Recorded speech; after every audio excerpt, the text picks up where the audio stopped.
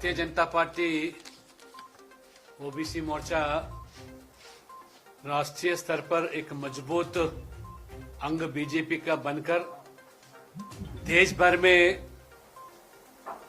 जितने भी ओबीसी समाज के लोग हैं उन सभी लोगों को एकजुट करके मोदी जी का सरकार को मजबूत बनाने के लिए मोदी जी सरकार जो भी ऐतिहासिक और महत्वपूर्ण निर्णय पिछड़ा वर्ग समाज के लिए जो लिया जा रहा है उन लोगों को पास पहुंचाने के लिए गांव-गांव, घर-घर पहुंचकर जन जागृति करके जितने भी योजना गरीब के हित के लिए, पिछड़े वर्ग के हित के लिए जो लिया गया है उनके पास ले जाना हमारा दायित्व है ओबीसी मोर्चा का।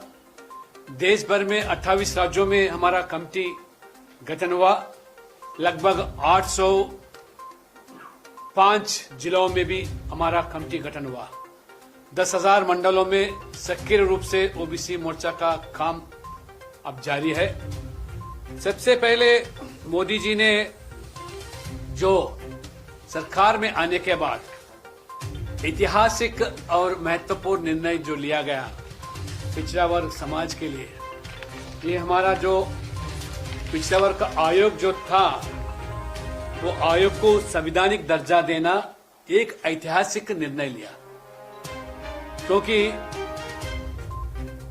23 साल कमीशन गठन होने के बाद जो दंतहीन कमीशन था उसको मजबूत करके मंडल कमीशन का जो सिफारिश थे 27% उनको ठीक ढंग से अमल होने के लिए जुडिशियल पावर दिया गया पहली बार।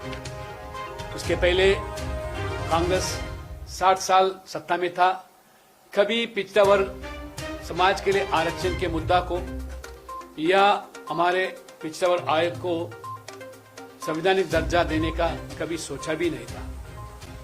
आज उसके अलावा ओबीसी के अंदर जो भी सोशली इकोनॉमिकली अपलिफ्टेड है, जो भी आरक्षण दिया जा रहा है, चंद जातियों को वो फायदा हो रहा, लाभान्वित हो रहे।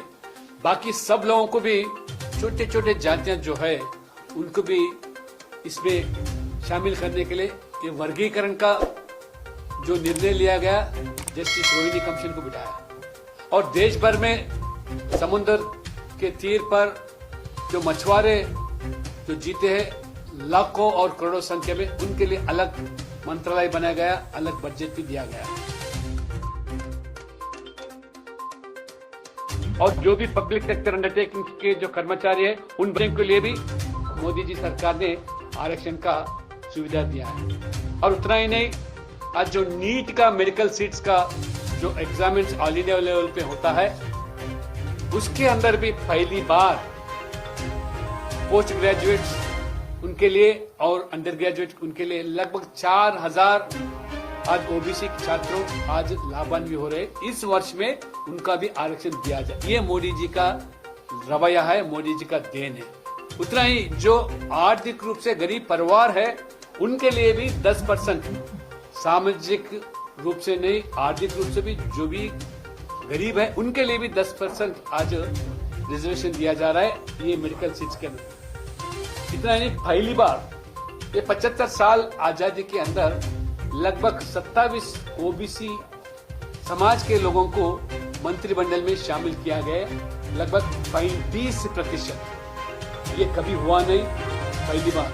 बाकी दलों तो जो पिछले वर्ग के ठेकेदार समझते या कांग्रेस परिवार तो सिर्फ एक ही परिवार के लिए सोचती है, नेहरू, इंदिरा गांधी, राजीव गांधी, राहुल गांधी। मगर आज मोदी जी ने आज पहली बार इसके मंत्रिमंडल में 27 लोगों को, लगभग 19 जातियों को उसमें मंत्रिमंडल शामिल करना, उस तरह आज भागीदार देना बड़ी एक जो निर्णय है। उसके अलावा 12 लोग अनुसूचित जाति लोग, 8 लोग अनुसूचित जनजाति और 5 माइनॉरिटी के मतलब कांग्रेस के डिक्शनरी में सिर्फ मुस्लिम समझते हैं, मगर मोदी जी ने माइनॉरिटी के मिनिस्ट्री में मुस्लिम के अलावा आज ईसाई, जैन, बौद्ध लोगों को भी आज उसमें भागीदार दिया गया है।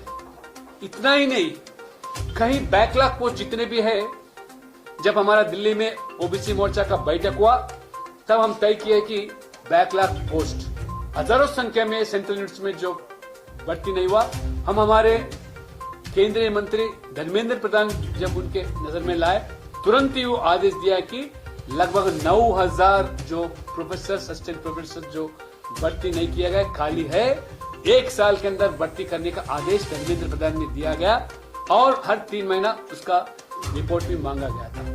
आज पूरा देश भर में आज सेंट्रल यूनिवर्सिटीज में लगभग 9 या 10 ही प्रोफेसर है। 9,000 भर्ती 1 साल के अंदर होना ये मोदी जी के सरकार में ही मुमकिन हो रहा है।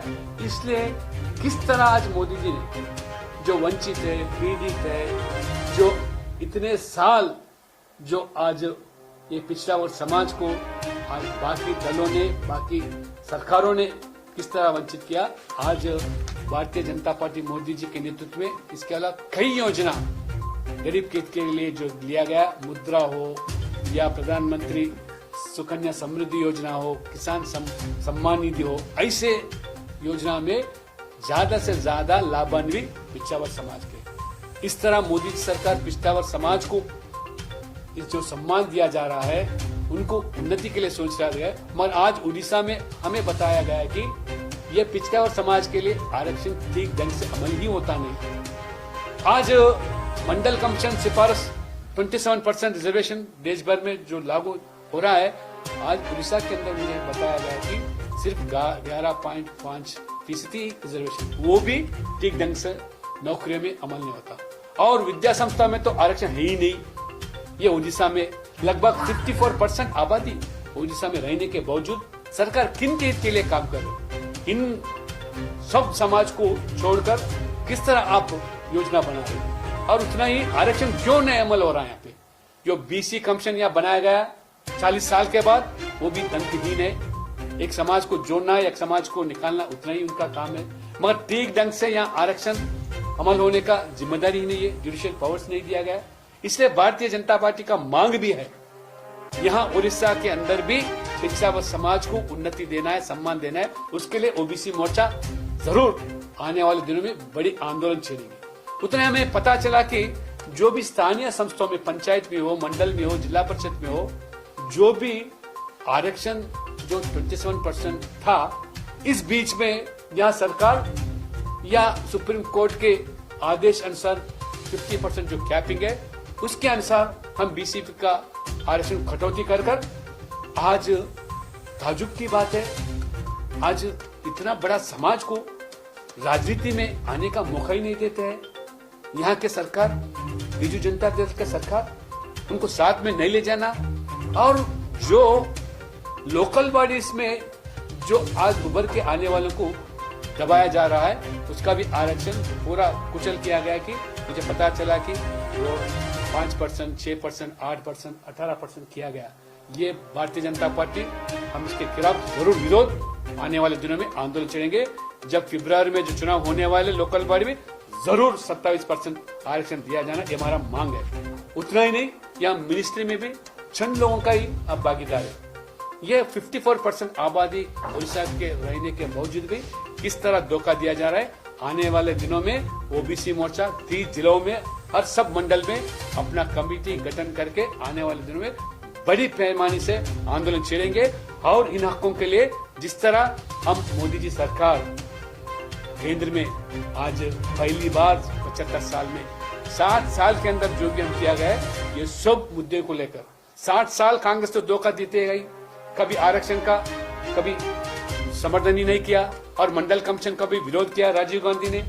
उसी नहीं जो काका खलेरकर कमीशन था, उसको भी सिफारिश को भी अमल नहीं किया।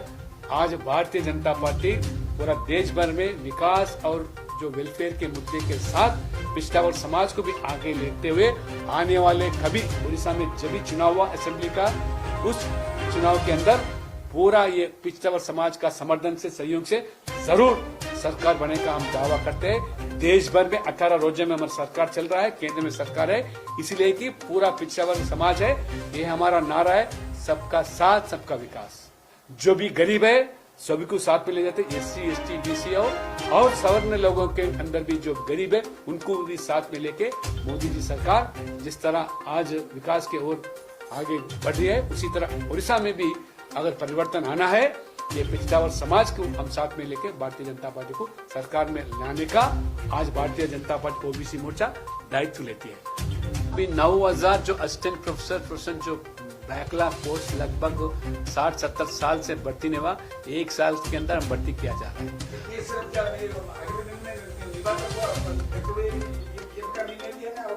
अरे ये देश भर में किया जा रहा है, सिर्फ ओडिशा में ही नहीं, देश भर में जितने भी सेंट्रल यूनिवर्सिटीज में किया जा रहा है। और पब्लिक सेक्टर अंडरटेकिंग्स में जो कर्मचारी थे उनको कभी आरक्षण उनके बच्चों को नहीं मिल रहा था। अभी पहली बार मोदी जी सरकार उन बच्चों को भी आज आरक्षण दिया जा रहा है। उतना ही नहीं, आज विद्या संस्था, केंद्रीय विद्या संस्था जहां क्वालिटी एजुकेशन है, इंफ्रास्ट्रक्चर है, केंद्रीय विद्यालय है, नवोदय पाठशाला है, सैनिक स्कूल है, उन सभी संस्थाओं में इस वर्ष से 27% आज आरक्षण दिया जाए। लाखों संख्या में आज लाभान्वित पिछड़ा वर्ग समाज के छात्रों को हो रहा है। क्या ये सरकार OBC को दबाना चाहती है? क्या क्यों 11.5% करना? आप आंकड़े निकालो, आप शास्त्रीय पद्धति से सेंसस कराओ और ठीक ढंग से बताओ ये आबादी 54% है, 11.5% नहीं होती। कोर्ट में क्यों दाखिल नहीं करते आप? क्यों पर्ची दायर नहीं करते? आज केरला में होता है, तमिलनाडु में होता है, कर्नाटक में होता है, 50% के ऊपर आरक्षण लागू होता है। उड़ीसा में क्यों लागू नहीं होता है? इसीलिए कि आपको इसके ऊपर दिलचस्पी नहीं है, पिछड़ा वर्ग समाज एकजुट नहीं है, इसलिए आप ऐसा उनको टिकट पर कॉन्फ्रेंस ऐसा लेके जा रहे हैं। हम ये नहीं चलेगा। OBC मोर्चा हम यहाँ मजबूत बनाएंगे ओडिशा में, और ये पिछड़ा वर्ग समाज हक के लिए लड़ेंगे, और जरूर आज 27% जो भी आरक्षण है उसके लिए हम लड़ेंगे, जरूर अमल करने के लिए हम आंदोलन भी छेड़ेंगे। भारतीय जनता पार्टी इसको सीरियस होता है। अरे ये तो OBC सेंसस जो है देश भर में अगर करना है तो इतने कॉम्प्लेक्सिटीज है, टेक्निकल प्रॉब्लम्स है, लीगल इश्यूज है, और एक जाति एक प्रदेश में OBC बनता है, दूसरा प्रदेश में वो OC होता है। बिहार में आज जो है, जो वैश्य समाज जो है, बनिया जो है OBC है। ब्राह्मण समाज के उत्तराखंड में वो OBC है। किस तरह देश भर में उनको OBC कह सकते हैं? इसलिए उसमें थोड़े प्रॉब्लम्स है। इसलिए हमारा जो मांग है, अपना अपना राज्य स्तर पर OBC सेंसस बनाओ। OBC सेंट्रल लिस्ट अलग है, स्टेट लिस्ट अलग है, इसलिए स्टेट माध्यम से आप यहाँ का सेंसस बनाओ, ताकि परसों पार्लियामेंट में भी 127 एक्ट अमेंड करके पूरा स्वेच दिया गया। State governments have been given full powers to include which caste into OBC or to exclude. It is for the state government to think of which community should be included in OBC or not. या OBC हो सकता मगर central में कहीं OBC नहीं बन सकता, central में भी OBC होता मगर स्टेट में OBC नहीं हो सकता। इसलिए ये जो कॉम्प्लेक्सिटीज है, विभिन्न जातियां हैं या देश भर के अंदर, इसलिए वो जातियों को OBC बनना या नहीं बनना वो राज्य सरकार का दायित्व है, जिम्मेदारी है। नहीं, ऐसा है, सेंट्रल गवर्नमेंट तो स्टेट्स को पावर दिया गया है, कितना परसेंट रिजर्वेशन आपके पॉपुलेशन के अनुसार, सेंसस के अनुसार आप उनको दे सकते हैं। आज केरला, कर्नाटक, तमिलनाडु में क्या है, वो तो 50% डिमांड करते हैं, 50% ऊपर है, मगर जब 54% पॉपुलेशन है, जिम्मेदारी स्टेट का बनती है, सेंट्रल का नहीं बनती। सेंट्रल ऑर्गेनाइजेशन में 27% लागू करना केंद्र सरकार का जिम्मेदारी, आज स्टेट के अंदर लागू करना स्टेट का जिम्मेदारी है, जिसमें केंद्र सरकार दखल नहीं दे सकती है। They can not interfere in the federal system में, अपना ही प्रदेश के अंदर वो सरकार को सोचे। इसलिए हम यहाँ के प्रदेश का जो ओडिशा का भाजपा हो या OBC मोर्चा का जो हमारा जो विंग है, हम उसके ऊपर जम के लड़ेंगे और उसका हक के लिए हम जरूर नहीं। जिस तरह पिछले चुनाव में जिस आरक्षण हमको मिल रहा था OBC समाज को, वही आरक्षण हम मांग करते हैं। आप क्या करना चाह रहे हैं? 11% करके या 18% करके, कई समितियों में, कई जिला परिषद में इतना नुकसान OBC समाज को, क्यों ये स्टेप मदरली ट्रीटमेंट? इसलिए हमारा मांग है, OBC मोर्चा जरूर बिजू पटनायक की सरकार के ऊपर हम बड़ी पैमाने से आंदोलन जाएंगे। सॉरी नवीन पटनायक। नवीन पटनायक।